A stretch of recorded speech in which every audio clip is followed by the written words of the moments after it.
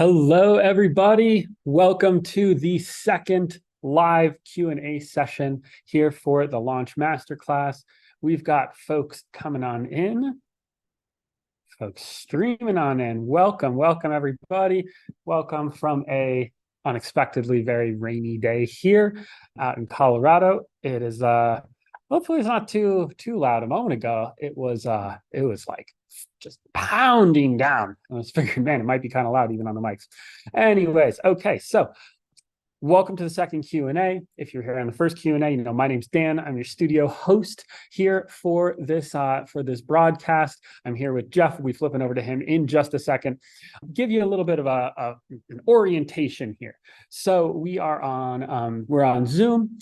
We've got a Q&A field. So if you look down, the purpose of this call is Q&A. We're going to try to move fast. We're going to try to get through as many questions as possible to get your questions answered from the first two lessons of the Launch Masterclass.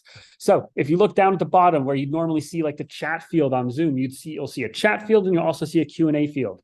The chat field is where you can chat directly to Jeff, and Jeff's actually got his laptop open over there with him so that he can check and see your comments. So he's looking at them right now. And then we've got, look at this, Dr. Taylor's right on it. There's the Q&A spot there. So if you type your questions in the chat, we might see them. If you type them in the Q&A section, we will see them. And the way it's going to work is I'm going to grab your questions. I'm going to try to answer questions that I think will be relevant to a large group of people as much as possible, because we only got about an hour. We can try to keep this tight for you so that you can get back to planning your launch. So I'll be grabbing questions. I'll be reading them out loud to Jeff, and then he'll be answering them live. Okay, sound good? Everybody ready to roll here? Okay, I'm going to turn this on over to Jeff. Hey everyone, how are you doing? Excited to be here, excited to answer your questions and get rolling. Yeah, Dan just mentioned the rain. It just started coming down here like crazy. We're in Colorado where it doesn't rain that often, so we're really happy to get it, boy, but it is pounding down on our metal roof. But welcome. We just released module 2, lesson 2. That was the 3 types of launches. That was also it was launch stacking, which is basically how you grow from launch to launch to launch to launch. And that's how I go from that one launch, the first launch that did $1,650 up to, well, my best one to date did $5.1 million. So it's all baby steps. It is all baby steps. And that's what I love, just reading all of your comments that are coming in on the masterclass page, and just to see the breadth. We have people here who are super advanced, but we have people that are just starting out, and it's very exciting for me to see that. So Dan, we got any questions coming in? Let's just jump right into it. I see a few of them. Yeah. How about this one? This one I'll give you an easy one to start off with. We've got Dan. Dan is saying he's got a small business, doesn't have an email list, minimal social following, starting from scratch. What launch should he start with? The seed launch. I mean, in general, the seed launch, if you are just starting out, the seed launch is the way to, it's just the way to go.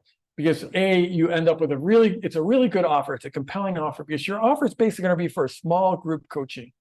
And people love buying that kind of thing. So the offer tends to convert. So you have a high converting offer. Then you have proof of concept. You make sales before you actually go to the effort of creating the product. And then when you create the product, it's super easy. It's super interactive. And that's how you win, because you end up creating a great product, and great products still win. But it's hard to create a great product in a vacuum. I mean, some of us, or some of you, I certainly did, you might have, years of teaching experience and really understand who you're teaching to, and be able to get back into the beginner's mind and stay in that beginner's mind as you create your product. But many of us, we just go, it's hard to remember what it was like to be a beginner. So when we go to create a product, we create a product that doesn't really fit the needs. And when I say beginner, it doesn't have to be a beginner, but it's someone that isn't as far along the path as you are. You might still be teaching some super advanced stuff, but it's the people that are less advanced than you in whatever field you're in. And with the seed launch, you automatically stay in the beginner's mind because you're teaching live. And when you're teaching live and you're answering questions, I mean, that's what I'm doing here, right? This keeps me in the beginner's mind. Yes, I've done dozens and dozens and dozens of launches. Yes, I've sold $100 million of my products online. Yes, I've got a great big list, but it's easy for me to stay in the beginner's mind because I stay in connection with you by doing things like this Q&A. And when you do a seed launch, that's what you're doing. And it allows you to stay in the beginner's mind while you create the product. And that means you create a great product. And when you create a great product, it will get results. And then when you get results, then when you can do case studies, you can have testimonials, you just get all pumped up when you see people getting results. I mean, there's nothing that gets you more excited than seeing people get results from your stuff. And then you create a great product and then you do the internal launch. So the seed launch, if you hear me talking about it a lot, it's because the mistake I see people make the most often is that they're like, that's just sort of a newbie thing. That's a beginner thing. I'm just going to jump right into something more complicated. Don't make it complicated. Make it simple. Do the seed launch, get the product done, and go from there. Awesome. Okay, so how about it is really coming down. Yeah, it's the water's overflowing our gutters right now. Yeah, I'm having to like kind of focus pretty hard to hear everything that you're saying here, not like miss some of it because it's just hammering down out there. Okay, so let's see. How about this one? This one's coming in. This is saying someone after they do a successful seed launch, they've got the product built out. How do they transition into doing an internal launch for that project? How do they go from one to the other? Right. So the way you do that, so the internal launch means you are launching a finished product. That's the difference, and you're launching it to your list. And so the seed launch, first of all, like I will admit, I'm a bit of a perfectionist. So you heard the story of what became Product Launch Formula was first delivered as a seed launch to 6 people who bought it. I've now had tens of thousands of people go through it. In any case, we had 6 people go through it. I taught my heart out. Here's a little insider tip is I wanted more people than 6. I wanted more interaction. So I invited a bunch of friends and colleagues to join it for free. So I got it from 6 up to about 20 or 30 going through it for free. Now, I tell you that with some hesitation, because I know a lot of people just want to give all their stuff away. So they're like, I'm not going to bother selling it. I'll just give it all away for free. That's a horrible mistake. I sold 6 of them.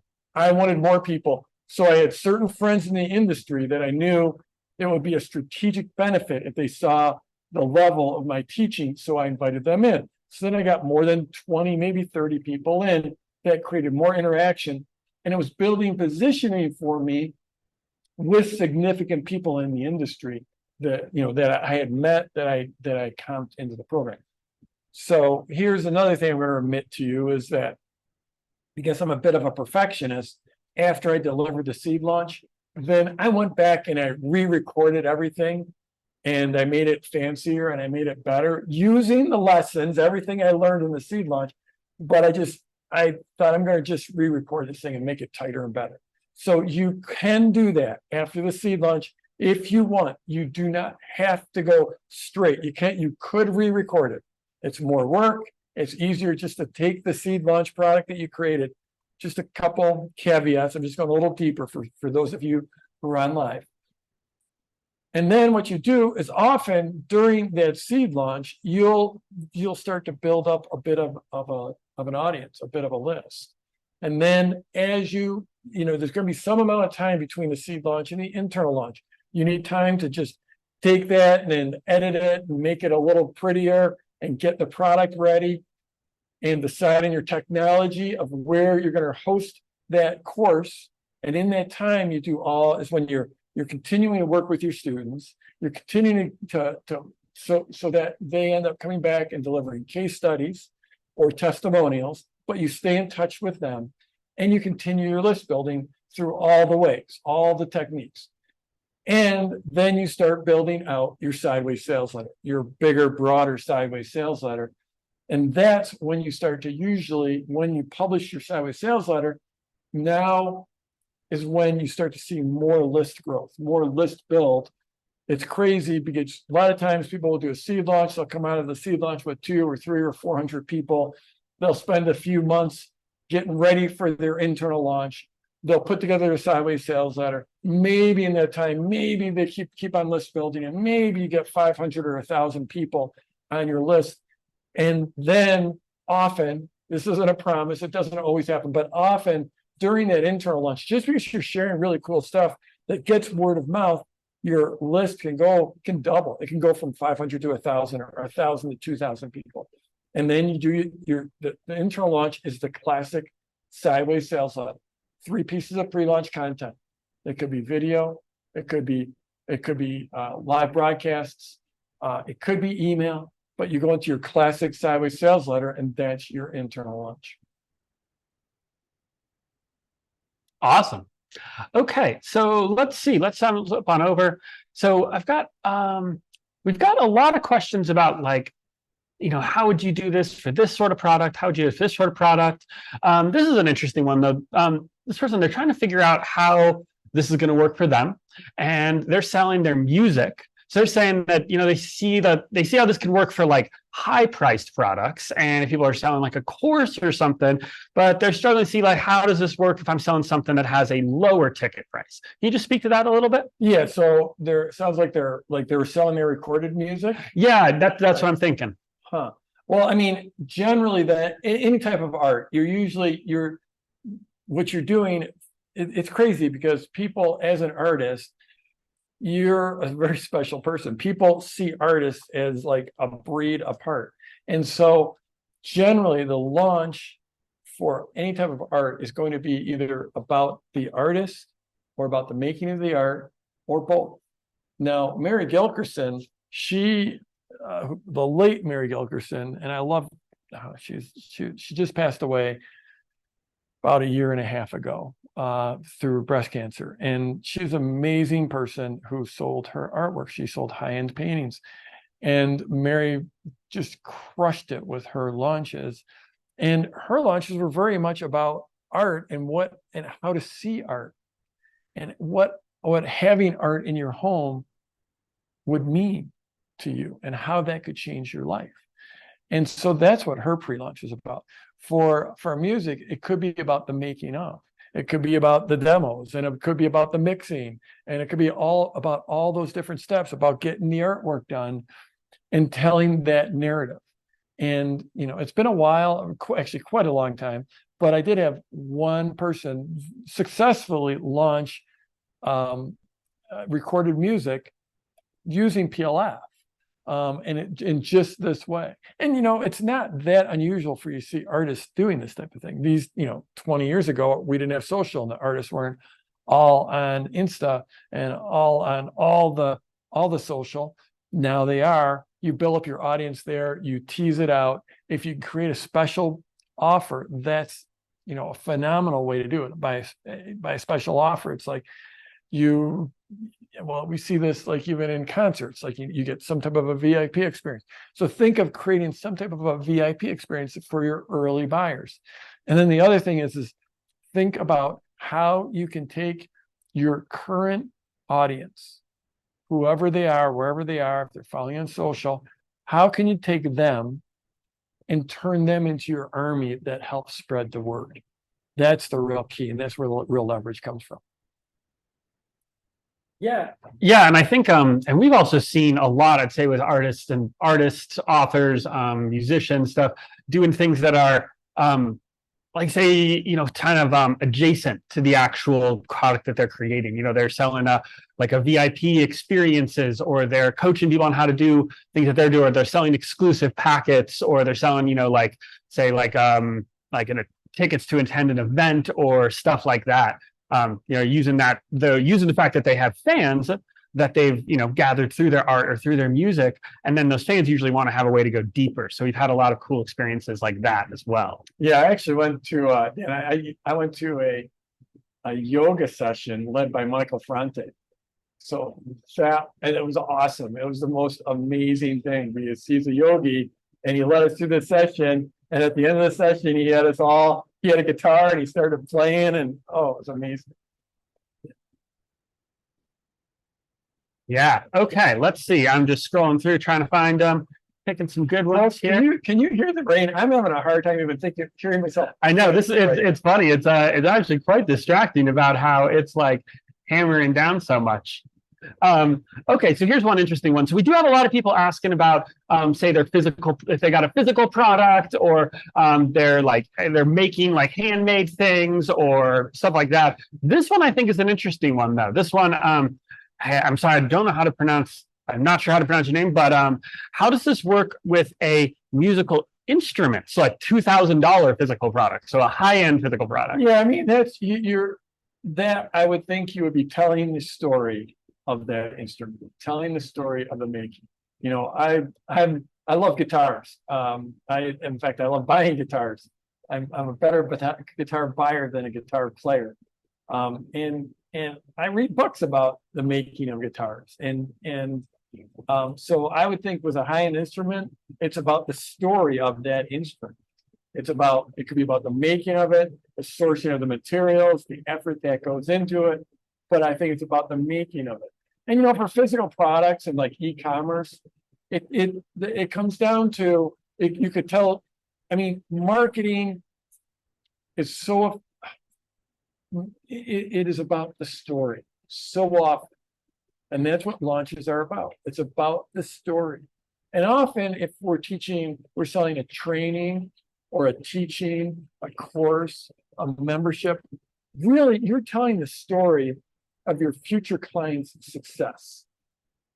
Get that? This is a key one. Write this one down. Any type of training, membership, workshop, in-person event, mastermind, course, you're telling the story of your future client's life, the progress in their life, what their life will become. You're telling that story. If you look right now, this Launch Masterclass is a launch. So it's very meta. I'm demonstrating how to do this as I teach you how to do it.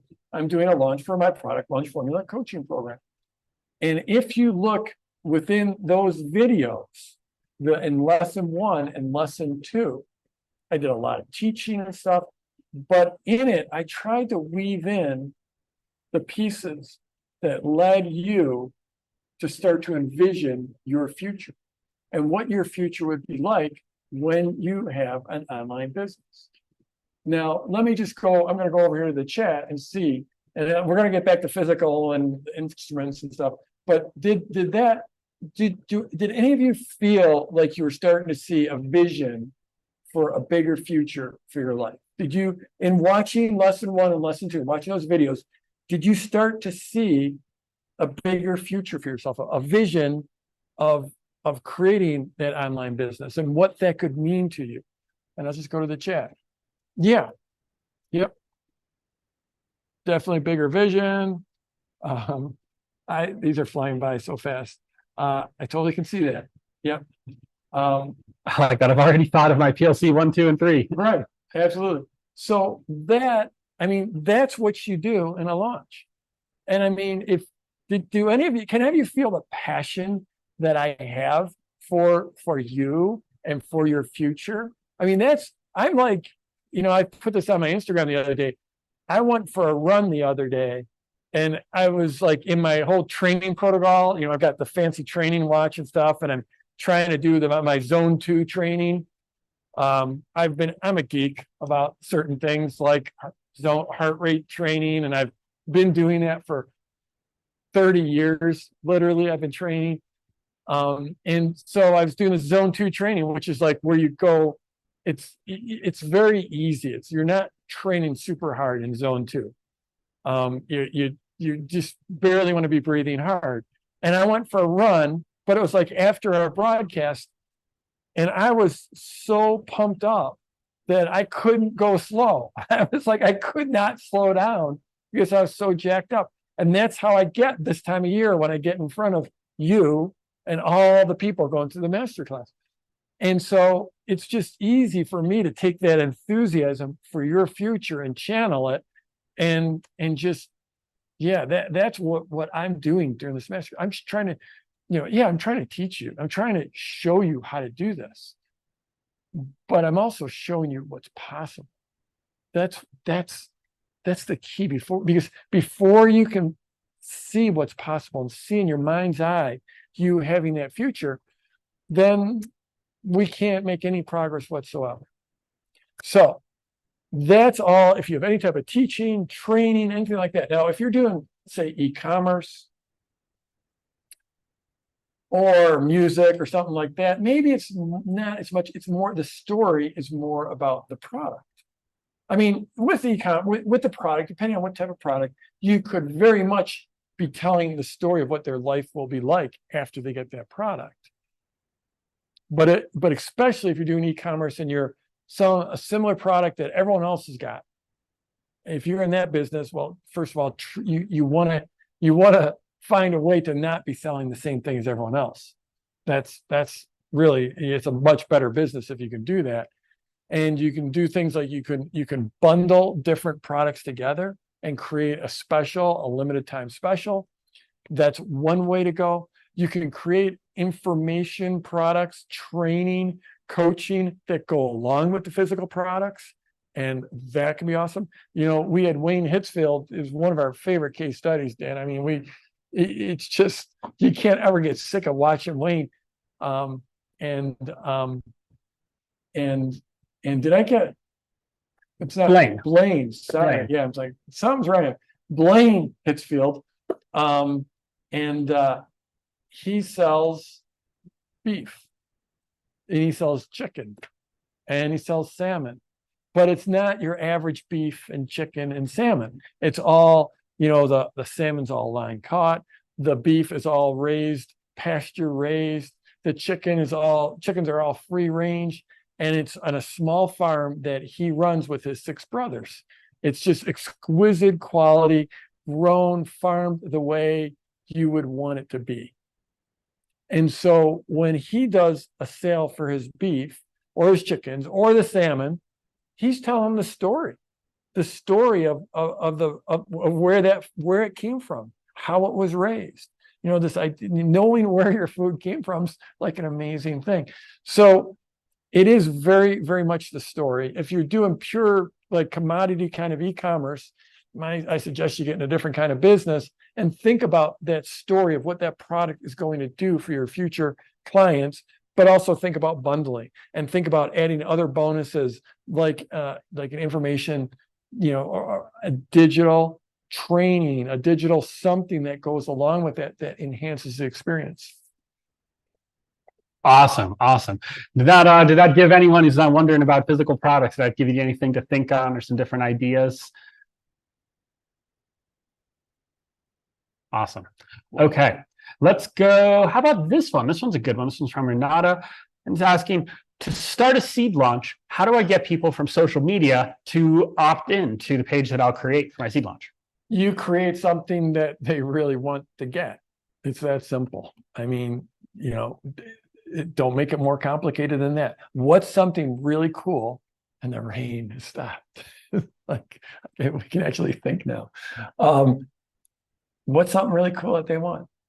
And just think about how to deliver that, like in a PDF or a video, and put up an opt-in page where they come and they get that. Or if you think about it, again, going meta, looking at what we're doing, most of the people here opted in to go through this masterclass, right? So in this case, I didn't even have what's called a lead magnet. A lead magnet is when you give people a report or a video, PDF, something like that, in exchange for the email. In this case, we put on a masterclass. And so what you do is you're creating something enticing that people want, and then you're telling them about it on social and saying, go here to register. And I do know, like, a lot of times, the social platforms, they really don't want you to leave. And so, like, for Instagram, like if you try to put or on Facebook, if you try to put a link in a post, they won't give you any distribution for that. So what you do is you put up the post, and then in the first comment you put the link. But that's how you get people from social. So just like, what do they really want? What are their burning questions? What are the things they're really after? If you're teaching guitar, all the newbies want to know what guitar to buy. So put together a little 5-page thing on how to pick out which guitar. Give them something they want, and they'll give you their email for it. Okay, so here's an interesting one, and this is something that we've talked about a lot. So this is, someone's asking Billy's saying, I'm not clear on the difference between the content that's delivered during the seed launch and the internal launch. Isn't both of them the technique of the sideways sales letter? And I think this is interesting because this is something we've talked about a lot, about how, across pretty much all kinds of launches, it is the same technique. It is the same stuff. It's just the packaging that's different. Dan, I actually missed that question. I glanced over and I saw that people were not hearing me, and it's a long story, but can you repeat the question? I'm sorry. Yeah, the question is, Billy's saying, I'm not clear on the difference between the content delivered by the seed launch and by the internal launch. Said, isn't both of them the technique of the sideways sales letter? Yeah, absolutely. 100%. It is. Now, in the seed launch, usually, because it's such a compelling offer, and because you have a smaller list and you generally have a warmer relationship to them, you can often compress that sideways sales letter down to one video or one live or one social post. So you could just compress it down, make it tighter, make it shorter, make it simpler, and get it done. But you're taking people through that journey, that same opportunity, transformation, ownership journey within it. Absolutely. And I've actually seen I'm seeing a lot of questions in general where people are saying like, hey, here, this is my market. I do this. What kind of launch is the right one for that market? And I'd say that's not really the right question to be asking, really, right? Absolutely. It's not so much the market, it's where you are in your business development. So if you have a business and you have an existing product and you have an audience or a list, then do the internal launch. If you're just starting out, then do the seed launch. You don't have a product yet, you don't have a list. Now, if you already have a business and you've got that offer and the list and the audience, but you now want to create a new product, a second offer, then you can do a seed launch. But basically a seed launch, you don't have the product done yet. Usually it's when you're starting out and you're building the audience. Then to go to the next level, if you have the product done and you've done an internal launch and it converts and it works, and some other people in your industry that have audiences already, that have built up followings, that might be partners, that might be willing to promote for you, to send an email for you, drive their people into your launch, then you can consider a joint venture launch, the JV launch. Awesome.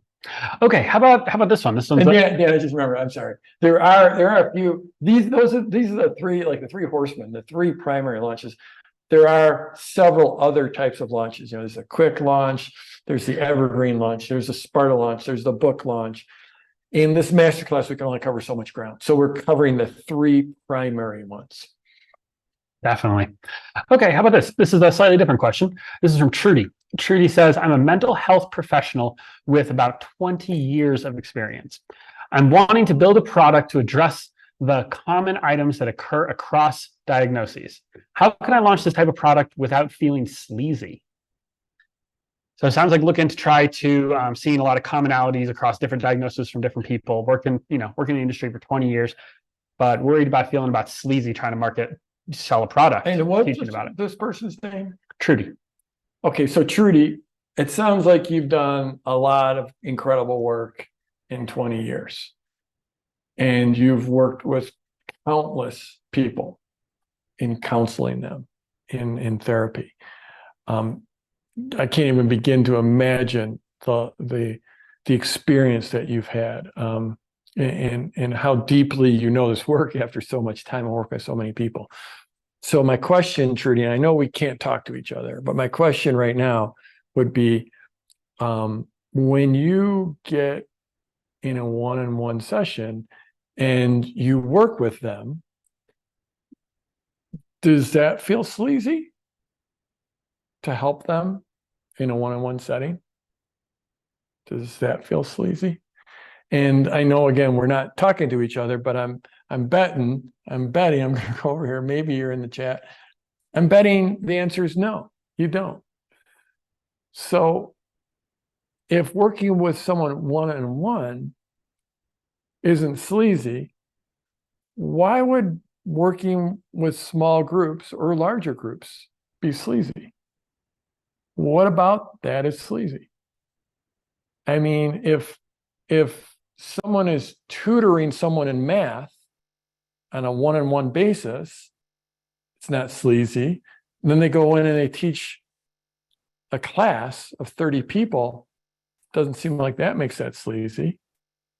And then if they went into an auditorium at a college and taught 700 people, it doesn't seem like that would be sleazy. And then if they put it online and taught a course, would that be sleazy all of a sudden? I mean, it's like, if you're, Trudy, if you're going to help people, isn't it better to help more people? What is sleazy about taking all that amazing experience you have, 20 years of experience? What is possibly sleazy about helping, instead of dozens of people a year, hundreds of people a year, or thousands of people a year? What's sleazy about that? What could be sleazy, if you had a really super sleazy sales process, if you didn't deliver on a good product or a good experience, I guess that would be sleazy, right? If you somehow manipulated people, that would be sleazy. But does any of this feel sleazy? I mean, a lot of people that are going through this masterclass won't buy, but their lives will be better for having gone through it. Doesn't feel sleazy to me. I don't think it'll be sleazy for you when you do that. When you bring true value to people, when you show them the opportunity that they can have less suffering in their life, I mean, that's what your pre-launch is going to be about. It's about showing them how they can have less suffering. And then and then showing them a way, asking them to step into a future life where they have less suffering. Right? That's what it's going to be. That's your pre-launch is going to be about. That's what your sideways sales letter is going to be about. And then at some point, you'll invite them to come into your course or your workshop. And the question is going to be, okay, folks, you saw you had this opportunity to have a life of less suffering. And I hope in the last few days you've seen that you can have that, and you've learned to start having that. Now, if you would like to go deeper with me, here's how you can do it. Does anyone in the chat, am I just talking to a vacuum, or I mean, does any of this feel sleazy? Does it? Go ahead and let me know in the chat, but I don't feel any sleaze in here, right? I don't think Trudy's in any danger of being sleazy. The way that you avoid being sleazy is you aren't sleazy. You deliver real value in your marketing, and you deliver real value in your product. And hallelujah, there are so many people that are not getting the help, that are not getting the therapy, that are not getting the counseling for all kinds of reasons. They can't afford it, or there's a stigma, or they can't find a therapist. And you're going to be their solution. How freaking amazing is that? I mean, look at the mental health crisis we've got going on right now in the world. People need help. And you're sitting there saying, no, I'd just rather work with a dozen people a year or 24 people a year. What? Yeah, I saw Trudy in comments. She said, fair point, very well made. Thank you. You're welcome. You're welcome. And I hope I didn't sound like I was being condescending or anything, but I feel passionate about this, because we have a number of people working, PLF owners, who have done great work in the mental health field. And I'm so proud of that. In fact, Ruth Basinski is been in the community for forever, forever, since at least 2010. And Ruth runs the NICBM. It's a very big deal. And I bet you Trudy might know of Ruth. But I know at one point, Ruth, because of the, she was invited in, because of her business, her online business and her launches, she was invited in to the Pentagon. And like, I forget, it was the surgeon, I'm pretty sure I'm going to get this right. I could be wrong, but it was someone pretty high up, like the Surgeon General of the US Army came up to her on a break and said, I watch your videos. They're really good. And the Surgeon General of the US Army was talking about her pre-launch videos. So it's pretty amazing. That's awesome. Let's see. We're getting a lot of comments that a lot of questions that that are asking about like timing of things. Particularly like we're getting some about like, okay, so you put out your pre-launch content, you put out your videos, your 3 videos, and then how long after that do you open the cart and like actually start taking orders for your product? Yeah, so we talked about this a little bit in the last Q&A. So in general, you want the timing to accelerate. So like the timing between PLC 1 and 2 might be 3 days or something, or 4 days. Then the timing between PLC 2 and 3 to be a little bit tighter, just because you want to be building the momentum and accelerating into the launch. And then you want the open cart, and we're going to be talking open cart tomorrow. On lesson 3, when we do the live broadcast, I'm going to go deep on open cart. But you want the open cart to be shortly after PLC 3. So a day or 2 days after PLC 3, then you come up with your open cart. So everything accelerates. And then and we'll talk about this in depth tomorrow in lesson 3 when we're live broadcast. 4 p.m. Eastern, US time, New York time, be there. It'll be the same time as this Q&A, but we'll talk about the open cart. And you basically want the open cart, to the timing of that to be generally about 5 days to 7 days maximum. So let's just say PLC 3 or 4 days later, PLC 2 or 3 days later, PLC 3, and then 1 or 2 days later, open cart, and then open cart that lasts 5 to 7 days.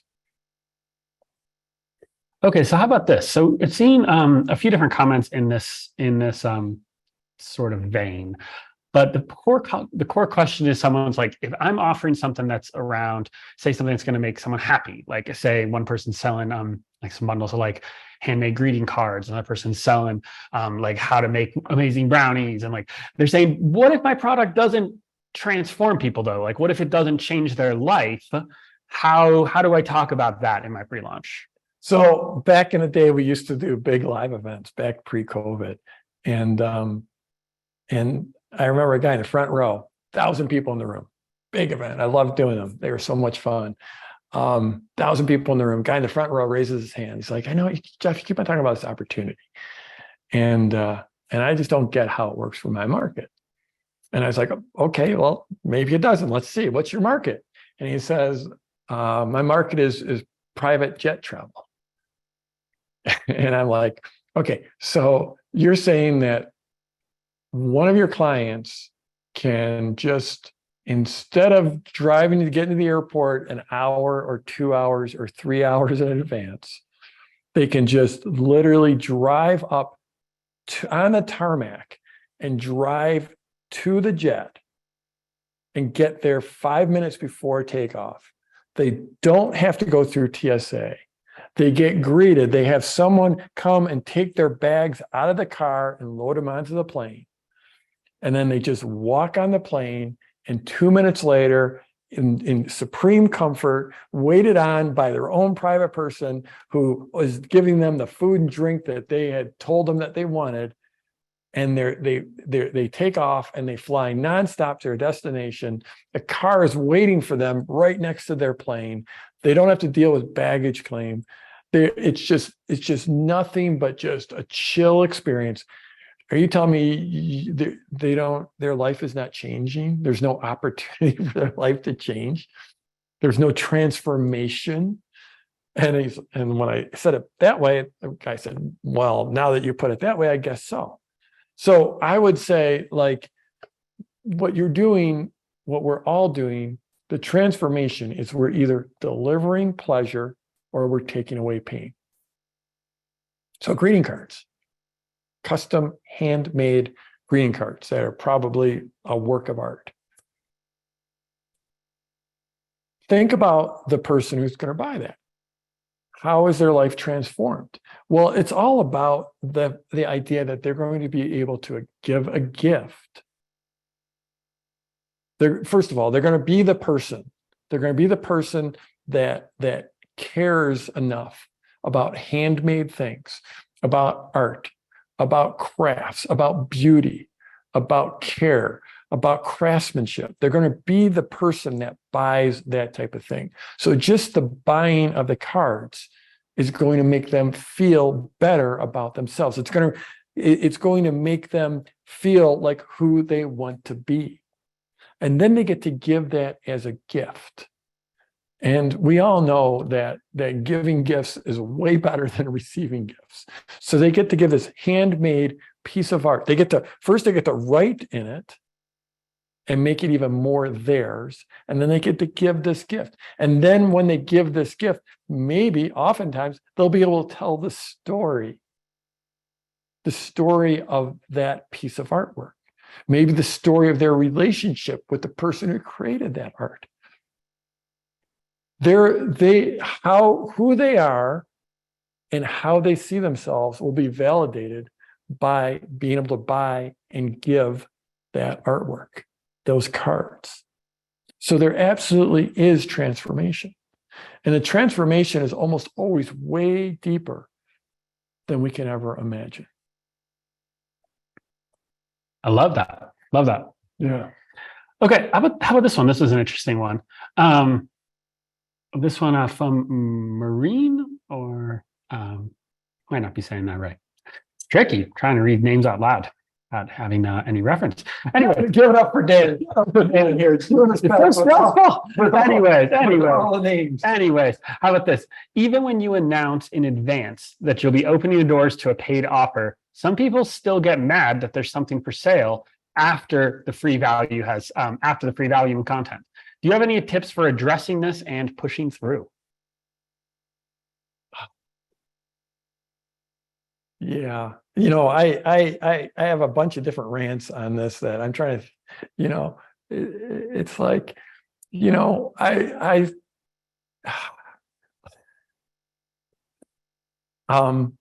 you go to stop by a car dealership and you really, really like the car, do you get mad if the person actually wants money for the car? When I go skiing and I go to get on the lift, they want me to pay for a lift ticket.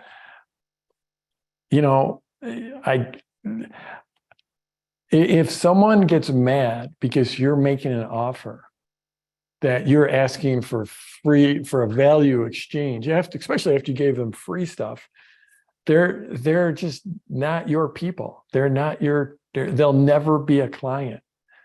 So I think the question was specifically, it wasn't so much about that, but about how you deal with it, right?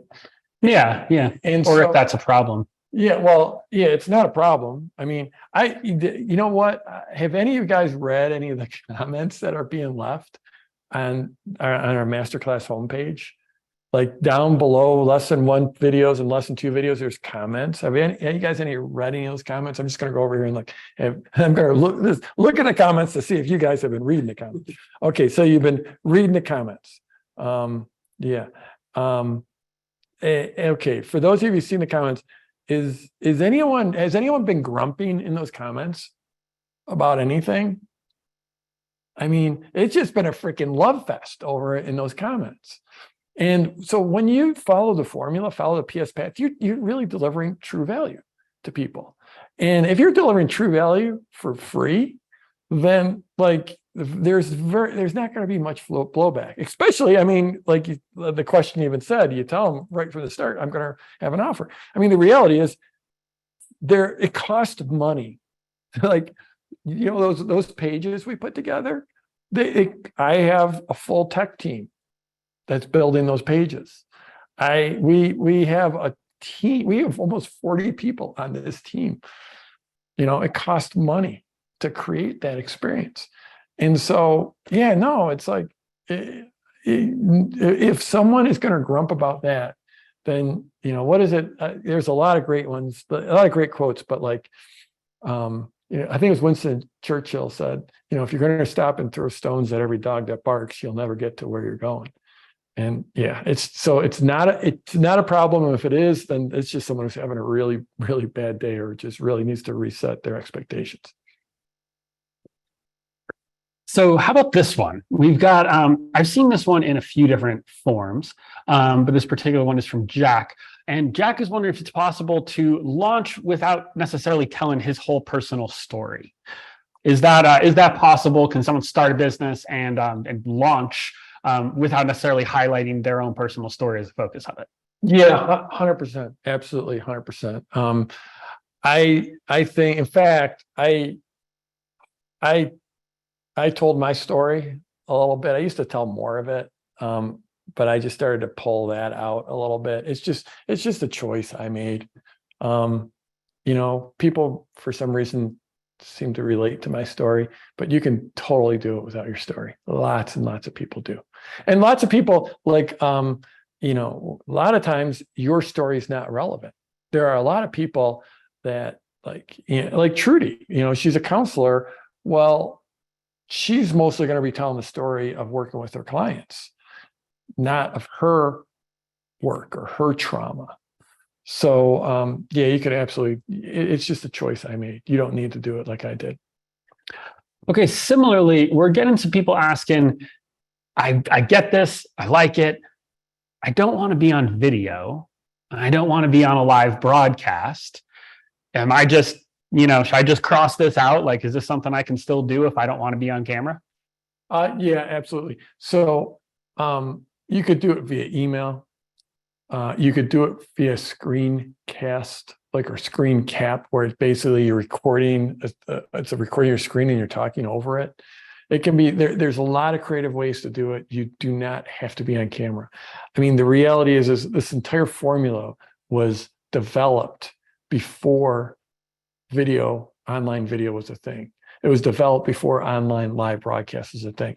The first, 8 years of my business, there was literally not a photo of me online, because back in the day, it was hard to put photos online. So you can absolutely do it. We have Kate, Kate B is one of the stars of our community, and she has the sober school. And so she helps people get sober, people that that might be drinking a little too much, but they're not at the stage where they need rehab.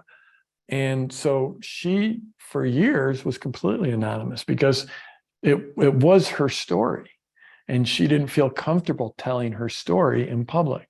So she did her business for years being completely anonymous. She eventually decided, you know what, I think I do want to tell my story, and I do want to be front stage.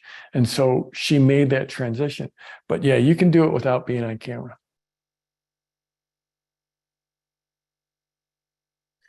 Awesome. Catch me in the middle of grabbing some questions here. Okay, so how about this? We got some people asking, like they've watched some of the case studies and they're feeling like, okay, but these guys, like they had websites and they had, established businesses, and they understood. This one person said, I don't understand how all these sales funnels seem to work. It seemed like they're getting a little maybe a little overwhelmed thinking about what all might be required to learn in order to get a launch put together. Just from my own experience with so many of our PLF owners and so many people in our community, I just know how bare bones simple people have done it. And maybe you could just talk just a little bit about that to people who are a little freaked out by like the text question. Well, we released that case study page, and on the case study page, I think you can go and sort by. We did release that yesterday, right? Oh yeah, that's out. Yeah. So it's all happening so fast. Sometimes I can't remember what we've done when. So I think on that page you can sort by people that were just starting out, starting from scratch. And there's so many simple ways to do this. And my favorite story of the last few years is Anne LaFollette. And Anne, she was in her late 50s and she had a successful corporate career and a very successful corporate career working in operations management. And one day her boss just called her into his office and he just said, "Hey, your job's been eliminated. Go see HR and have a good life." And so Anne was devastated by this. She built up this decades-long career and it was just like that gone. And she's almost 60 years old. And she went home and her husband's, after she was like down in the dumps for a while, her husband's like, "You got all those art supplies down in the basement. Why don't you go, pull them out? You've always wanted to do some type of art." So she did. She pulled out her art supplies and she started playing with them and she started working with them.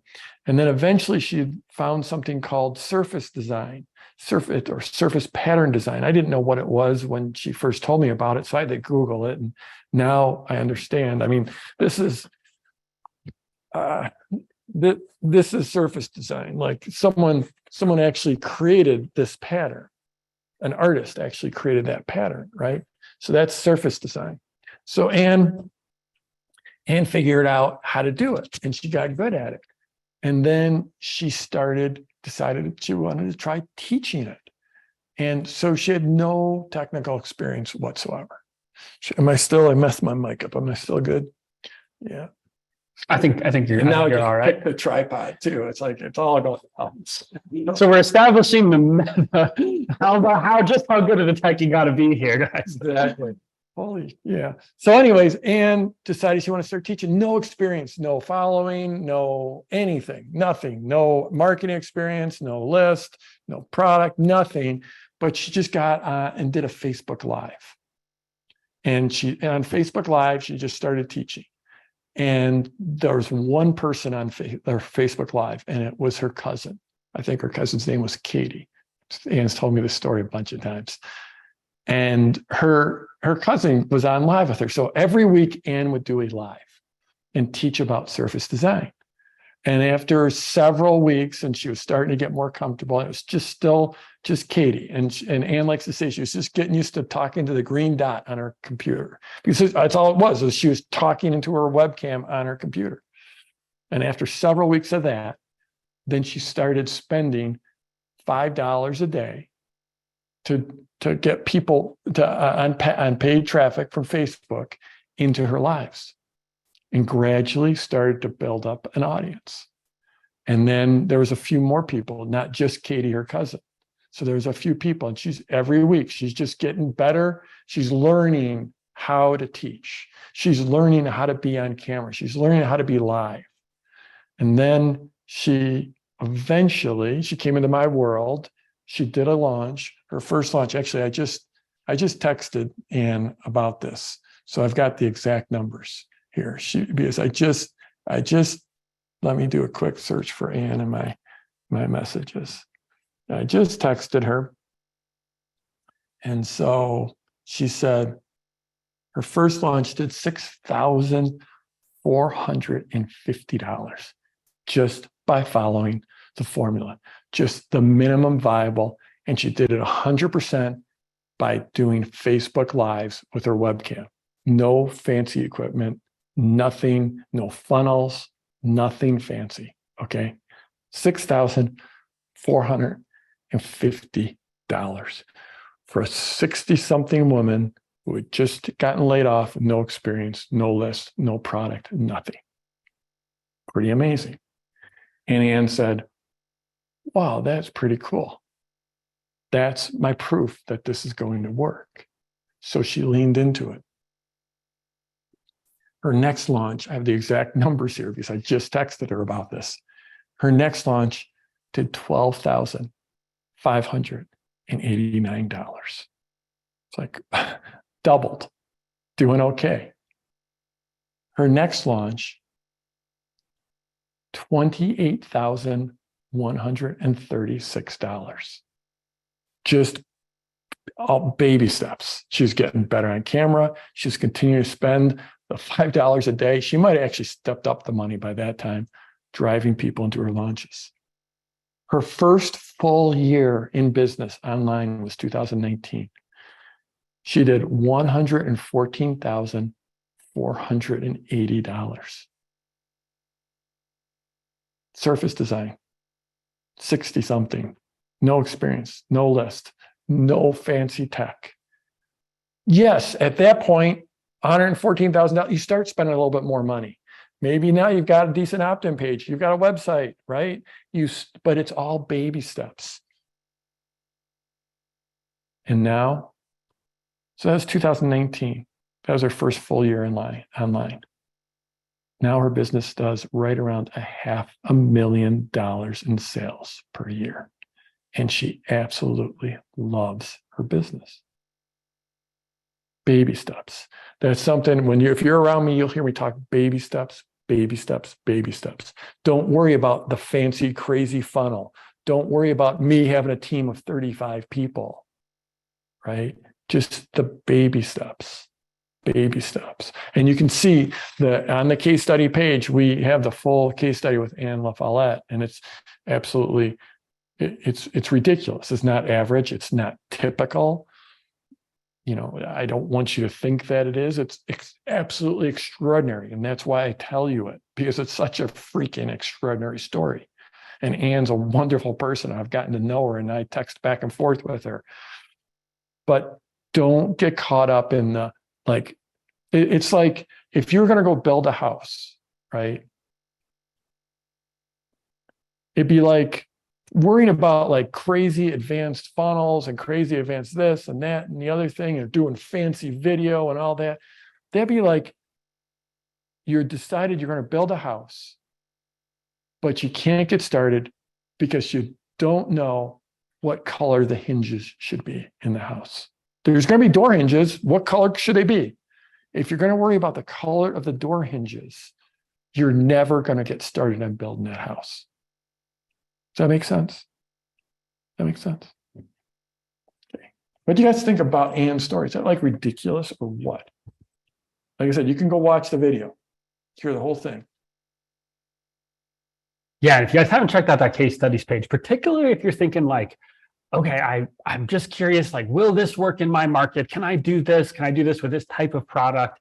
Anything like that. If you didn't get the answer that we didn't get to it here on this call, that case studies page is a fantastic place to go check that out.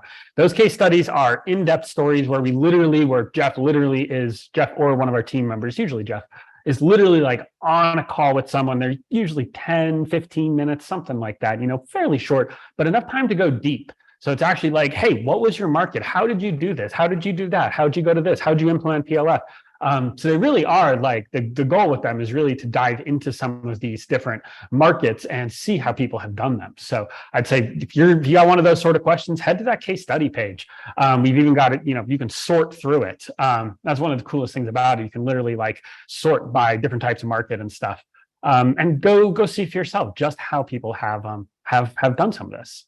And you'll also find some niches that it's just wait, what that exists? That's amazing. Okay, so back to some of the questions here. How about okay, so here's two. They came in right next to each other and they're pretty complimentary from Elena and Cheryl.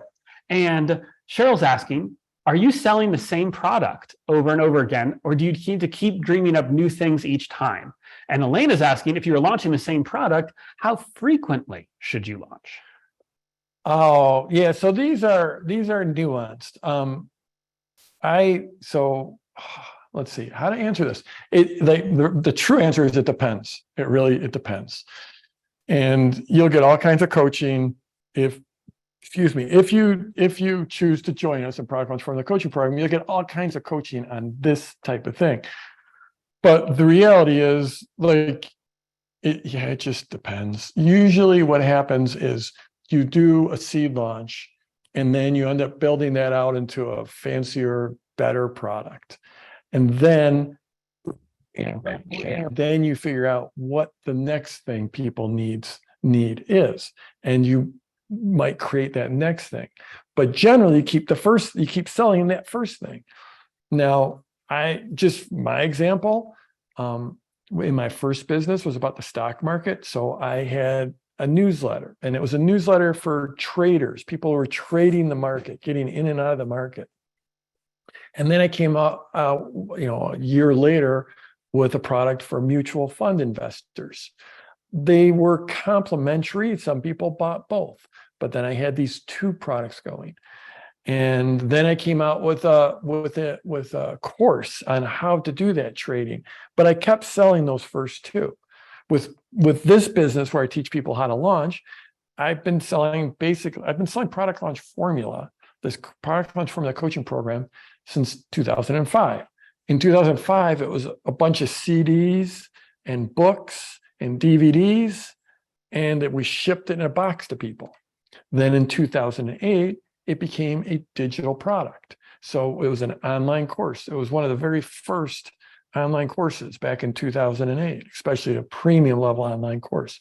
Then in 2010, and so 2008, it was completely made over, completely new product. That was the 2.0 version. Then in 2010 was the 3.0 version, completely remade over. And that time I added in a community, and that was brand new. And then basically around 13 or 14, I started coming out with a new version every year, but it's the same. It solves the same problem, right? It solves the same problem. And so I've been selling product launch formula but it does keep on evolving, and I keep making it better. This is a market that changes radically. Some markets don't change radically. If you're having a product about, I don't know, it could be like watercolor, probably doesn't need to be rebuilt quite as often, right? Because I'm sure things are changing in the watercolor world, but probably not as rapidly as in this world of online business. So it depends. But really what you want to do is you want to create that core offer. And then eventually you might have other additional offers that are maybe the next level of mastery or that are tangential. If you have a guitar course, maybe you end up, one of our students did this. They had how to play guitar, and then it was how to play intermediate guitar, and then how to play advanced guitar, and then theory, and music theory, and then singing and playing. So very, very much depends. Now, if you have the same product, how often to launch it is more a function of your list growth and how much you're recharging your list. So for me, I do one launch a year. It's crazy, but we do. Sometimes we figure out other ways to make it, to open it up, to test things, because part of my job is always testing things. So we might have another like a hidden open here and there where we just run some paid traffic into it and we test something, or we'll take a segment of our list and we'll test something else. But we basically do one launch a year. Now, I think for a lot of people, if you have some decent list growth, I think 2 or 3 launches a year, maybe 4 launches a year. I saw there's a question about membership sites and how to launch membership sites. And I know one good example is like Michael Hyatt. He was a PLF owner. Some of you, I'm sure, know Michael Hyatt. He's become a friend of mine. PLF owner, did really well, has done really, really well with it.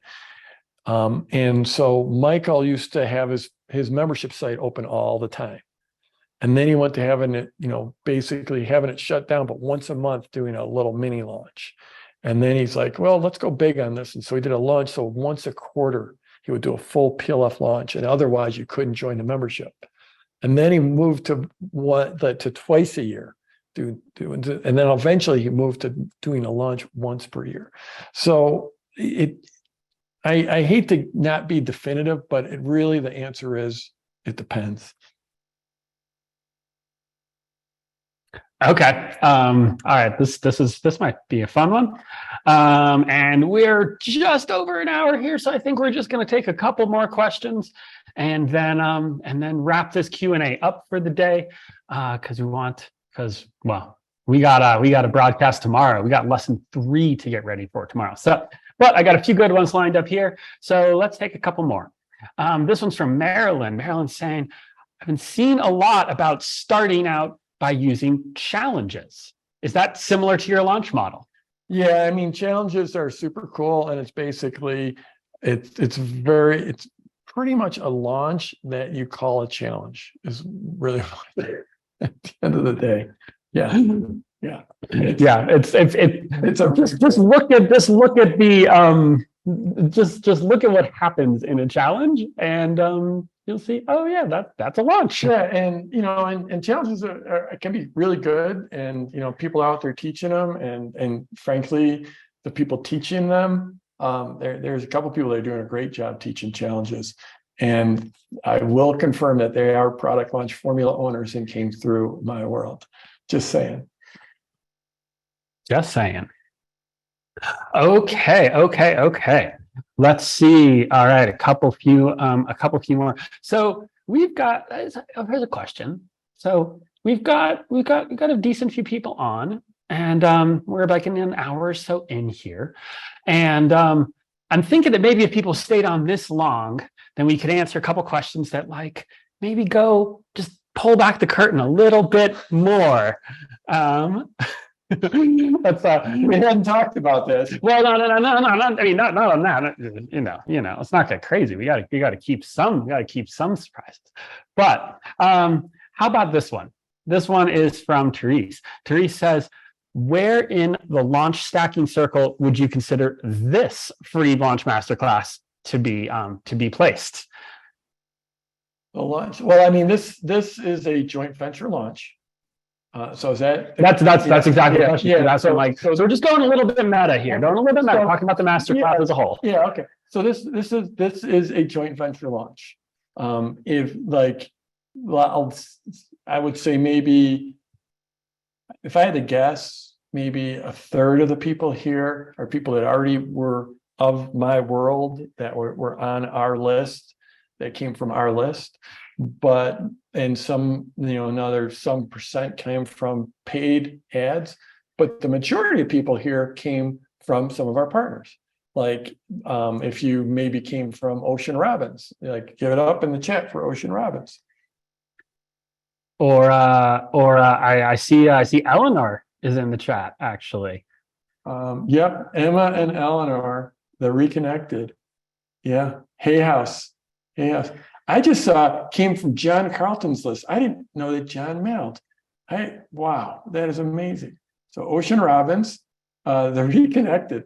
Denise Duffield Thomas, lots of people from Denise Duffield Thomas. How about Hay House? Heard about you from Mike Phil Same. Came from Willie Horton's list.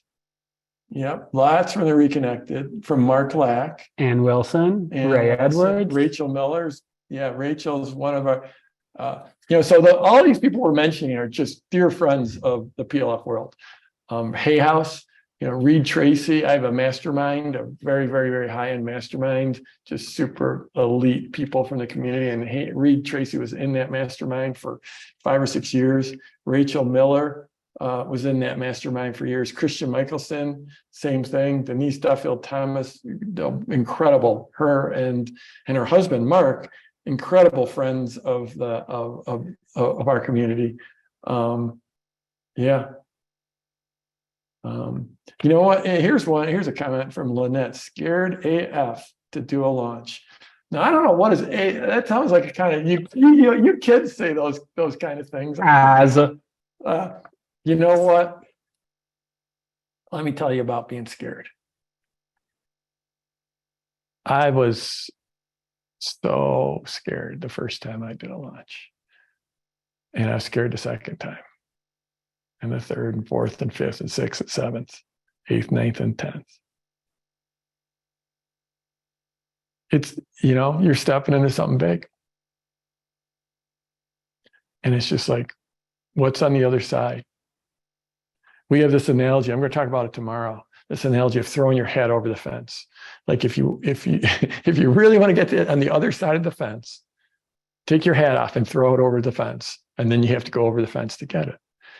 And I know, when I started out, On that very first launch, I was scared. We were desperate. We were just, I mean, the money barely made it to the end of the month. If anything went wrong, like we'd have to call our family for borrow money. It was desperate times. We had 2 young kids. We had a strong marriage, but it was desperate. Just felt like I was in a box. I'd committed career suicide. So I was scared, but I was also, I needed to move. You know, I had a lot of going away from energy. Like I had to go away from that desperate situation. I didn't even have a vision for where I was going, but I just had to get away. So I had to push that button. But it was scary. I get it. It was scary. And then every launch, you know, I was like, yeah. And then I'll tell you the one that was terrifying was after my business was stolen, and I built this business, and then, you know, I did that first seed launch, and that wasn't that terrifying. But then I came into my first JV launch for Product Launch Formula, and all of a sudden the whole world was watching because all these partners had told people about me, and I'm doing a launch for Product Launch Formula. It's like, sort of think about that pressure, right? You better be able to, if you're going to teach, if you're teaching people how to launch, you better do a pretty good launch. And I was just I was scared. But everything you want is on the other side of that fence. If you just, I mean, you know, you could just say, wow, this is a cool couple of weeks. I saw some videos from this guy, Jeff, and I sort of had this vision for what could happen. That was sort of cool. And then it just becomes something that you saw. And then, you know, a year goes by, 2 years go by, 5 years go by, 10 years. It could be that way. Or you could just say, you know what, I'm scared. And no matter what happens, whether I fail or whether I don't fail, I'm going to learn a lot and I'm going to move forward. I mean, I talked about this a few weeks ago. I mean, success is a decision. It's deciding. Like I have enjoyed success beyond what I ever could have dreamed of. You know, I have an income that's 30 times higher than I could have ever imagined in my wildest dreams. I have a team of 35 people that are dedicated to helping me make my vision real in the world. I have thousands of people around the world that are just so grateful for what I've done for their life. I've just achieved success at a level I couldn't even have conceived of. And it's only because at some point I decided. And it was back when we had nothing. It was that first decision to do that first launch that I am going to change my circumstances. I can no longer live this way. I can no longer have my family live this way. I can no longer make these demands of my wife that she has to support the family and she can't be around her kids because she's working so hard. I decided.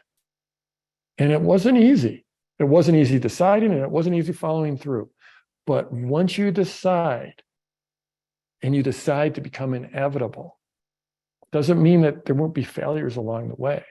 It doesn't mean you're not going to have to learn and do different stuff and get out of your comfort zone. But it's a decision.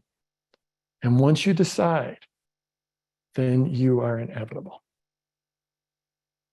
And I tell you, it's been my story, but now I've gotten to see so many people live this story. A lot of you came from the Reconnected, Emma and Eleanor.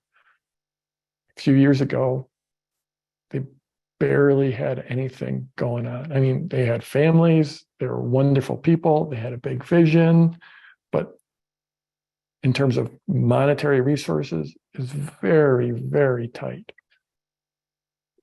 Now they've reached thousands of people around the world. Thousands. Just done amazing things. It's success is a decision. That might sound trite. It might sound too simple. but it's a decision. So that fear that if you feel that fear bubbling up, not to get too metaphysical or too spiritual, but that's like the universe knocking and saying, you've got something bigger. You've got a bigger future here. Not bigger in consumption, but bigger in enrichment, bigger in service. That's the universe having you saying, you got something bigger. All right. Well, I think that might just about take us home here for the second Q&A broadcast. So big news is tomorrow at 4 p.m. Eastern, US Eastern time. That is New York time. So if you're looking for what time zone that is, you can just look up New York in your calendar or in your clock software. We are going live broadcast for lesson 3 of the Launch Masterclass. You wanna tell them a little bit about why they should be there for that? You should be there on the live broadcast tomorrow. We're going to have our fancy set. We'll be downstairs in the fancy set, and it's going to be fun. It's going to be super. We're going to move fast. I'm going to show you how you bring this home. I'm going to show you how you actually bring it from the pre-launch into the open cart, how to make the sales, how to make your offer without feeling sleazy, how to make your offer even if you're not an expert on sales, how to ask for the money, because you have to do that. And that is the scary part. That's the scariest part. But how you can do that in authenticity and in a supernatural way, in a super powerful way. And it's all part of the open cart. And it's a favorite lesson. And that's why I want to do it live, because live's got energy. And I also have a big surprise that we're going to announce tomorrow. I don't even know how to talk about it. It's like the biggest. In 18 years or 19 years, whatever, a PLF, I don't know. It's probably the biggest surprise ever, the biggest announcement. I would think so. I got something that's really, really special. We're also going to focus on tomorrow. We've had the focus through the pre-launch of showing you how AI can make this a lot simpler and a lot easier. It can be a real shortcut for you. So we're going to go deep on that tomorrow. Big surprise. And because live is live and there's so much energy in being live, and I like to have a big audience that's live with me, we will have a replay for the live session, but there will be a piece I cut out of the replay. There's going to be a piece that is, how do I put this, Dan? How do I say this in a friendly, kind way? It's a reward. I'm just going to say that you're going to want to be there live. Yeah. Okay. So yeah, I've got an incentive to be there and stay on live with me, because there's going to be a piece that you can experience and that you're going to want to experience that is live that we'll pull out of the replay. And that's just, I want you showing up. And yeah, it's going to be awesome. Awesome. Thanks everybody for joining us. We'll see you tomorrow at 4 p.m. Eastern. Bye-bye.